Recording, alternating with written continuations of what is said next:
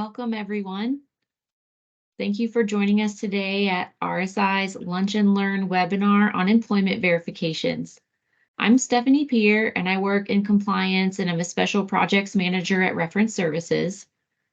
Just a reminder to everyone, we are recording the webinar today, and the recording and slides will be available within the next day or two, and the slides will also be posted in the chat shortly if you'd like to download those from there. We want to go ahead and start with our legal disclaimer. So as you know, we are a consumer reporting agency and we are not attorneys. So any information given in today's webinar is educational in nature and should not be considered legal advice. Presenting today, we have Brad, RSI's president and COO, and Heather from our client services team along with me. The topic today is employment verification, and our agenda includes discussing the work number and RSI's history with that service, along with why you as an employer should do verifications of employment and what the turnaround times are for that report. We will then turn our focus to what RSI is looking at for the future of our verification of employment service in the next year or so, and that includes consumer permission data, consumer payroll documents, and IRS documentation. Throughout the presentation, if you have any questions or feedback, please submit them in the Q&A chat, and we will dedicate some time at the end to address those questions. And now I'm going to turn it over to Brad to get started. Thank you, Stephanie. Stephanie and Heather, if you would watch the lobby there and admit people in. I see some folks are coming in a little bit late. Just want to make sure everybody gets into the webinar. But thank you and appreciate everyone being here today. The purpose of this webinar for employment is to really kind of give you an update on some of our workflow and honestly some of the issues that we're having. I'll say the word issues, but just some of the complications we're going through in trying to provide an excellent employment screening process to you. So I want to pull the curtain back a little bit on some of the things that we're doing, some of the new technologies that we're looking at, some changes we hope to kind of bring to you at the first of the year. And it's really just to make sure that we're all on the same page as to the types of services that we're trying to provide to our clients. And first, I'll start off with the work number, which is a big part of our workflow. Equifax owns the work number. They have lots of data in there, and based on the information that they provide, they use and are used by some of the largest employers around the country. In fact, they state that 2.8 million employers actually upload employment data to their databases. That's well over 630 million records. And I'll tell you that we get those results fairly quickly, in less than 24 hours. We do have the ability to source all the records that they have, or we can ask for certain scopes, like we can ask for the last 3 years, the last 5 years, 7 years, and so forth. We generally ask for everything that they have, and then before we report back to our clients, we'll scope that down to what our clients specifically are looking for.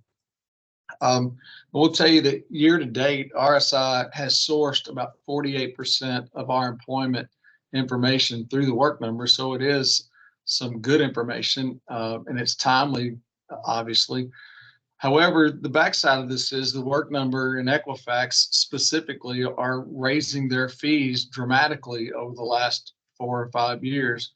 And this is a process that we don't see ending because, like clockwork, we get an update every 10 to 12 months that their fees are going up. And you can see here that in 2019, their fees were right at $20, and then they went to 46, and then they went to 58. And we just put out an announcement a couple of weeks ago that they're going to $87.20 on October the 1st.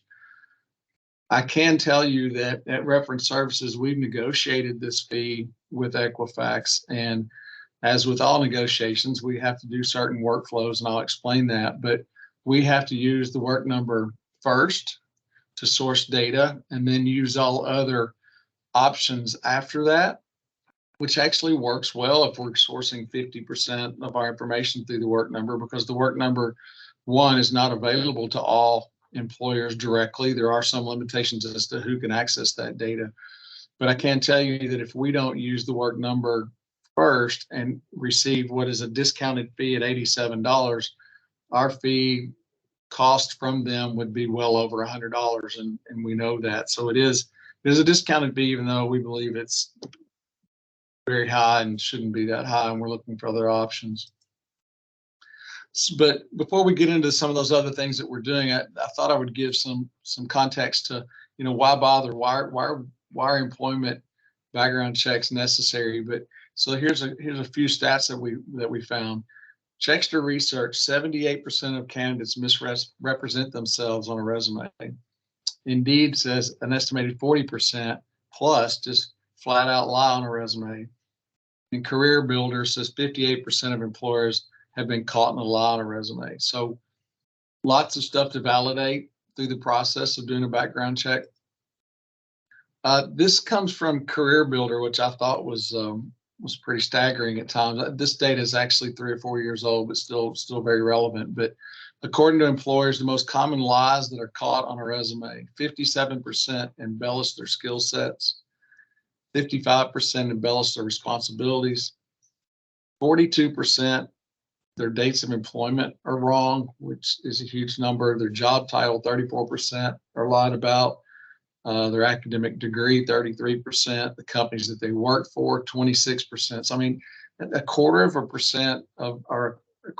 all the records that we get in background checks we run. I mean, you have to assume that they've misrepresented the companies they work for.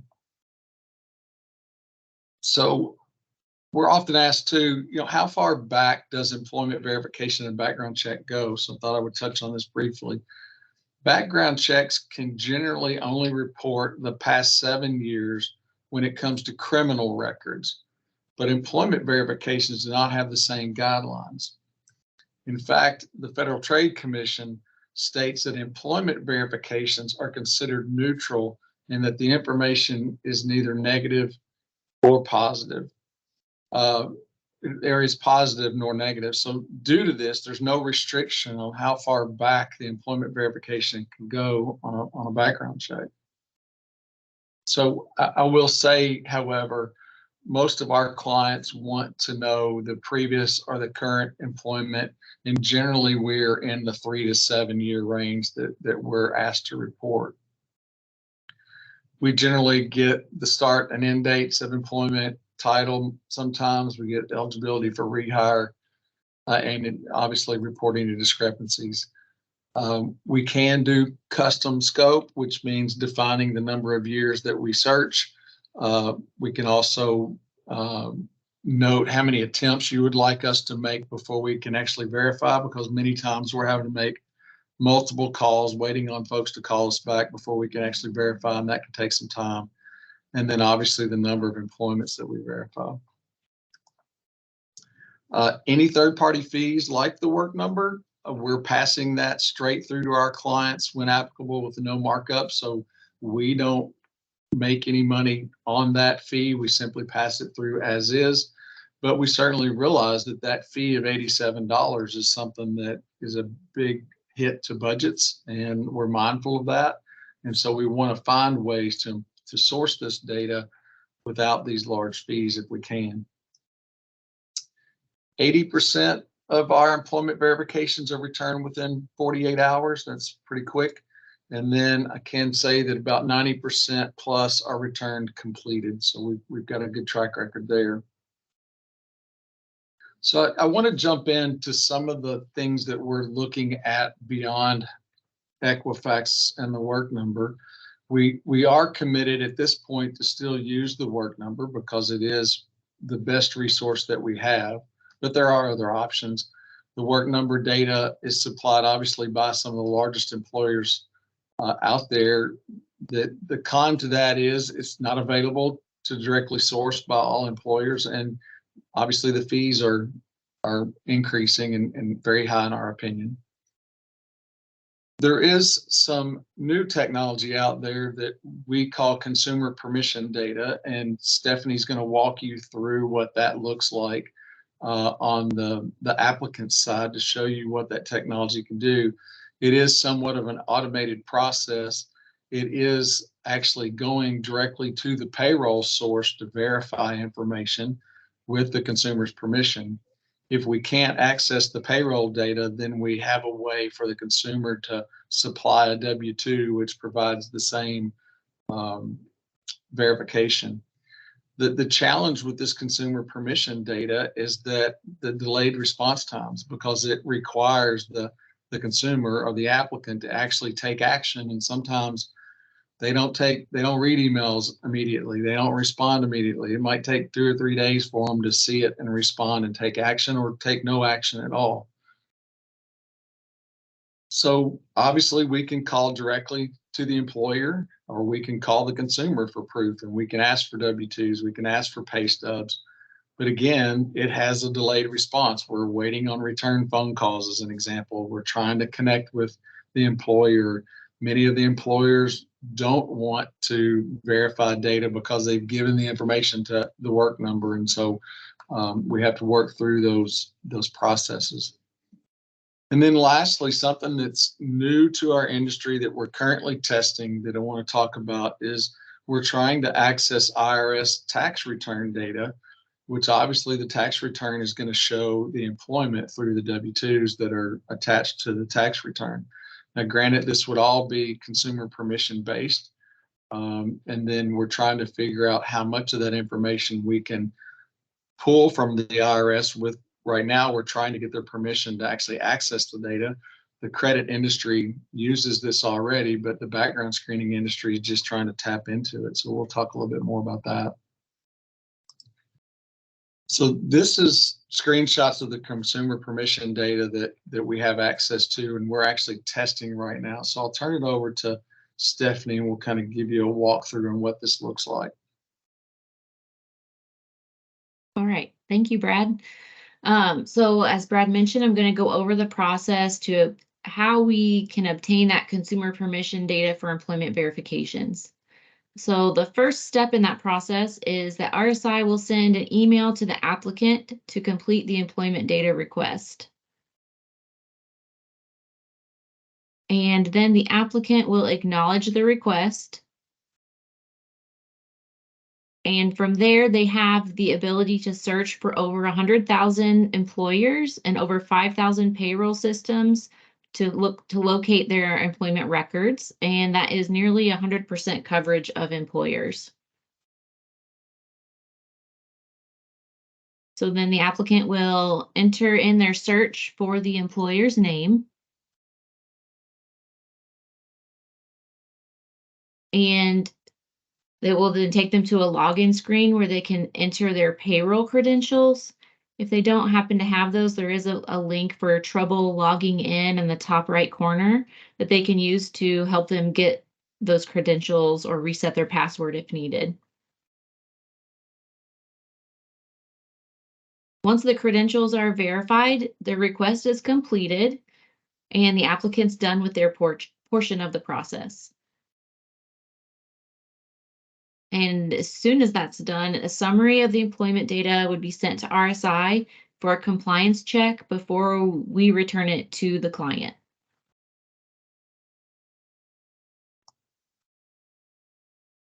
So if for some reason an employer can't be found, the applicant can search for the payroll provider instead by using that still can't connect option at the bottom. So they would click can't find employer and search for the payroll company. And then once they log into that, RSI would receive those results. But if the payroll provider or employer are both not found, the system would prompt for 2 recent pay stubs to be manually uploaded by the applicant.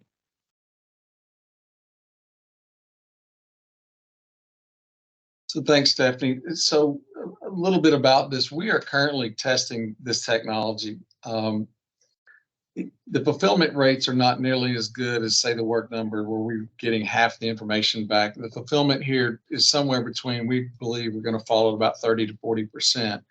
So that's not too bad. However, the turnaround time is relatively slow. We're seeing that it's taking 3 to 5 days to complete some of this stuff. And And that's the challenge that we face, is trying to find the technology that can return the employment data in a more timely manner. We'd like to see something less than 48 hours, obviously.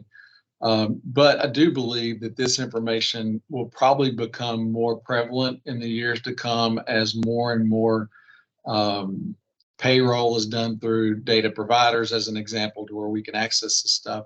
There is some concern too, is, you know, how much of this information is retained by the applicant, meaning their login credentials and things of that. And I think that's what makes the fulfillment rates a little bit slower.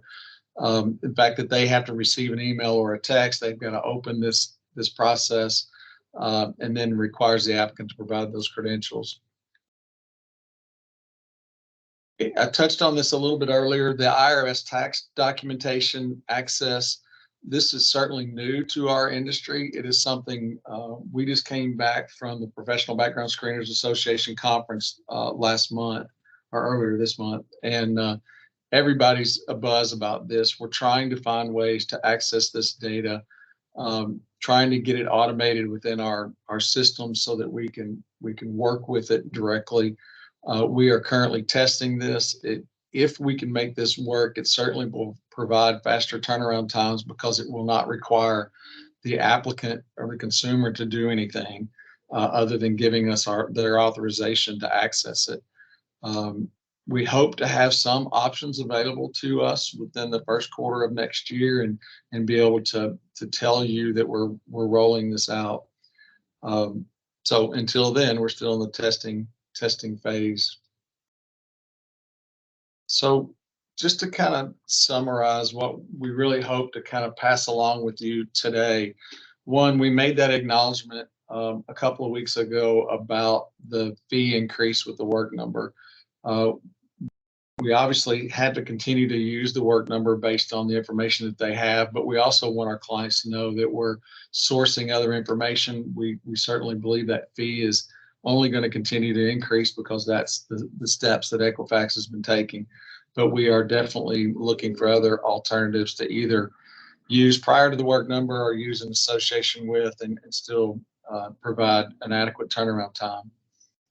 We are testing as these other options that we showed, and then we're looking to remain within that 48-hour window. But the trend to reduce cost is certainly something that we're after. So we'd like to kind of turn it over to any questions that you have. We'd like to answer those. If there's certain suggestions that you have, if there's certain obviously questions or just comments that you'd like to make, we'd love to address those today. Thank you, Brad and Stephanie. This is Heather. I don't currently see any questions in the chat. We do have a few more minutes if anybody has any questions and would like to type them in the chat feature.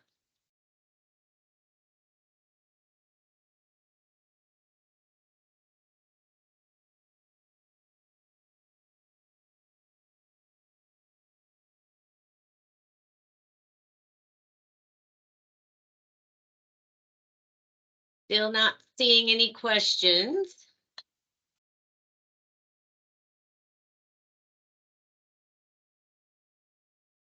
So Heather, I did upload the slide deck in the chat. I hope it made it so everybody can view it. If not, and if you'd like to have it, please reach out to us at sales@reference services, and we'll be happy to send you a copy.